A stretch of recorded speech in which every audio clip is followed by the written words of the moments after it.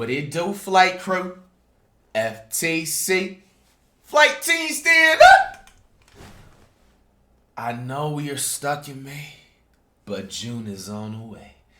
We got some interesting in this. Now, I heard some people request I should react to this. Now, Pat Beverly apparently was like he's on a basketball show and just went off on CP3 after that loss. The spanking from the Mavs. Let's check it out. Is he gonna be It's trendy right now on the tube, so he must have said something. Yeah, right. No question about it. Do guys in the NBA go to sleep early the night before playing the Phoenix Suns? Hell no. No. You mean as a team, or did you talk about Chris Paul individually? Chris Paul. Yo, he sounds like me. No. I'm going to Steak 44 over there in Phoenix. I'm gonna have me a nice little wine, probably sweat it out, and but the pregame shoot around and get ready for Chris Paul. Steph Curry, I'm going to bed at 8 o'clock. Mom, don't call me. My girl, don't call me. I'm locked in right now. Bro, Pat Beverly just earned. I might have to just get a jersey. The fact that he just bows down and just respects Curry's power and everything like that just tells me everything I need to know about his basketball knowledge, and just it shows that, you know what I'm saying. I feel like these new generations funny because, like, you know what I'm saying, it's a mix sometimes with like sports with just a new generation of talent coming in and everything. But for surely, bro, NBA, NFL analysts, bro, like, they're going to just be so much more blunt. And Patrick Beverly is darting that way, bro, and I'm just so happy to see it, bro. Stephen A. Smith just, look, bro, he doesn't know what to say. He just spit so much fast. He literally just said everything I said in the video. And a lot of people sometimes are afraid because they think it's taking it too far. Like, no, it's being transparent. You know what I'm saying? Like, this man, Patrick Beverly, just spit some facts. Bro, and if you guys like me, because I didn't know, because, like, we did a draft reaction. We didn't really show gameplay. If you guys like interview styles or like I'm going to Steak 44 stuff like this, let me know. In Phoenix. I'm gonna have me a nice little wine, probably sweat it out, and but the pregame shoot around and get ready for Chris Paul. This Steph Curry, dude is I'm funny. going to bed at 8 o'clock. Mom, Look don't at call me. Stephen A. My girl, Smith. don't call me. I'm locked in right now. It's two different monsters. That's all. Yeah. Well, listen. Wow. He plays. We gotta keep watching this, man. So if you gonna tell me that he don't go up, you ain't going to sleep early for Chris Paul, that's fine. But what I'm saying about Chris Paul is this, and this is what can't be ignored. Quintessential point guard, floor general, make others around you better, knowing everybody's job, knowing what everybody is supposed to do, and being that elite floor general. That's not deniable. Now, what I would say to Patrick Beverly and my little brother here is being a little bit disingenuous is this. And he just shouted out a Dut React song, bro. I see why people wanted us to watch this, man. Mama, we viral again. This is crazy. Hell of a word. Let me say, well, you understand. jamming the Dot Reacts during You act like you don't know. Breaks. You know exactly what the hell it means. The point that I'm trying to make to you about it is this. No. Why do you go to sleep early for Steph Curry? Because Steph Curry could drop 40 or 50 on you. That's why. See, you go to bed early for dudes that can embarrass you, that will literally wake up the next or go against you the next night and take you to school. So you get up to make sure they ain't gonna do that to you. Most instances, that's not what Chris Paul is gonna do. When Chris Paul was sensational and we were going ballistic because of what he was doing in game 2, he had 28 points and 14 assists. That's not something you lose sleep over. That's a floor general that got a shot going, but he's still running the floor. What I'm going to sit here and the say way is that that, you're like, supposed to do it. he doesn't Where show up somebody in like playoff Steph Curry, games. you blink and he might drop 10 threes on you. You blink and he might drop 50 on you. That got Luka, for example. Luka with the 27 in the first half. Luka can drop 50 on you. Those are the dudes that you lose sleep over. Man, ain't nobody worried about Chris Paul when he play Phoenix Suns. Nobody. What did I just say? I'm just letting you know how NBA players feel and think. I believe you, but what I'm saying He's finessed the game to a point where he gets all the petty calls, all the swipe throughs at the end. Oh, he's getting personal. Man, we gonna be honest. We want to be really honest. Yes. He should have fouled out. He should have fouled out. The last game too. You see the replay against Brunson, hit him on the shoulder, hit him in the mouth, ref don't call anything.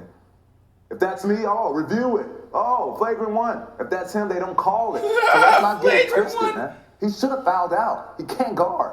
He literally can't guard. He can't guard. Yeah. He can't.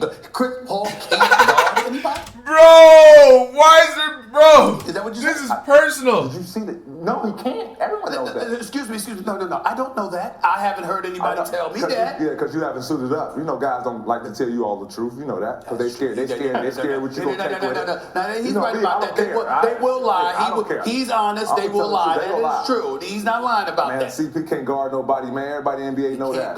Everybody know that. Anybody. What we call them? Cone. You know what you do with cones? Like when in the summertime, you got a cone. You make a move. What does the cone do?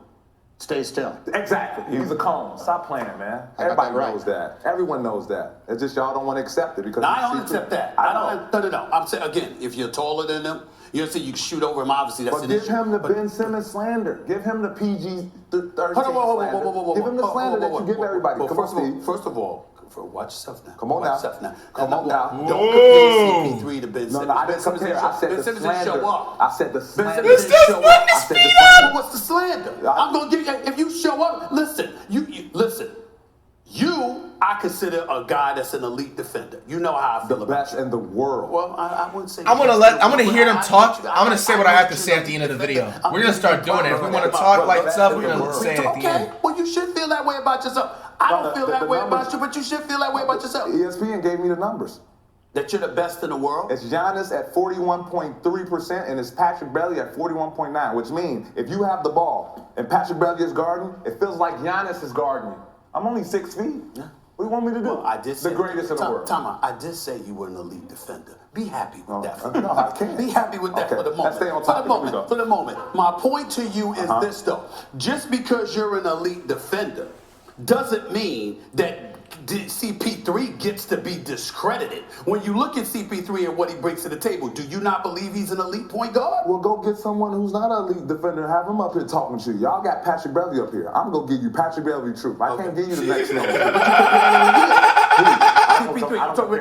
I'm saying defensively. In other words, if you're sitting there saying that, sure. So I'm going to give you the benefit of the doubt on that. But what I'm saying is most people don't defend like Patrick Beverly. Okay, so because of that, I can look at him and in its totality, looking at the NBA and a body of individuals that play in the NBA with all of these dudes like literally asking them. It's like asking them to do, I don't even know what to come up with to ask them to play some defense. You going to tell me that CP3 can't defend compared to most of the NBA? I beg to differ. And I think you do too when you compare him to most of the NBA. There's a whole bunch of cats in the NBA that can't defend. No, when I compare him to top 10 greatest point guards. Okay, all right. I'm not looking at that's different. That's different. You said the man can't defend. No, I'm not saying that. But now you want me to take what CP is and put him in a bottle with everyone else. I won't do that. Okay. I would not do that. Okay. I'm going to judge him based off exactly what you guys tell me that he is. He's a top 5 point guard. Some say arguably, some say it's not arguably. He's a top 10 point guard in all time. What would John Stockton do? John Stockton could defend. He was a rough rider. Okay. No doubt about it. I'm just asking what would he do? But I think offensively, his skill set didn't compare to CP3. I agree. Offensively. But what would John Stockton do? He was a dog. That's all I'm saying. That's all I'm saying. There's no question about it. What would John Stockton do? But listen, last night, I would have loved to have you here after game 2 as opposed to after they just got blown out in game 7. But I said this on the show when I was in LA. NBA Today. I tweeted this after game 2. This is a very interesting series. It's a very interesting series. Okay. If I'm the coach, and no discredit to Monty, hell of a coach. Hell of a coach. No. Wrong word. If it's a word better than hell, I don't know what a heaven of a coach. Mm-hmm. Okay. You understand? Like phenomenal coach. Yeah. I'm not playing CP, not as much. Hey man, bro, in all honesty, like I just feel like this just hurt CP3's legacy so bad, bro.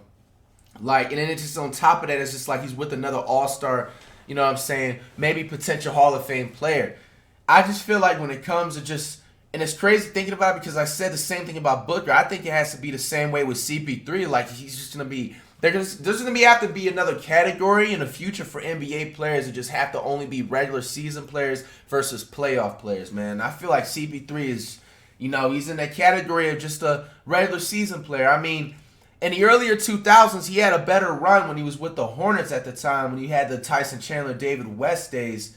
But, I mean, even still, he never won a championship and everything like that, man. So, you know, unfortunately, I just feel like at this time period, CP3 just needs to go to a team like the Heat or just retire.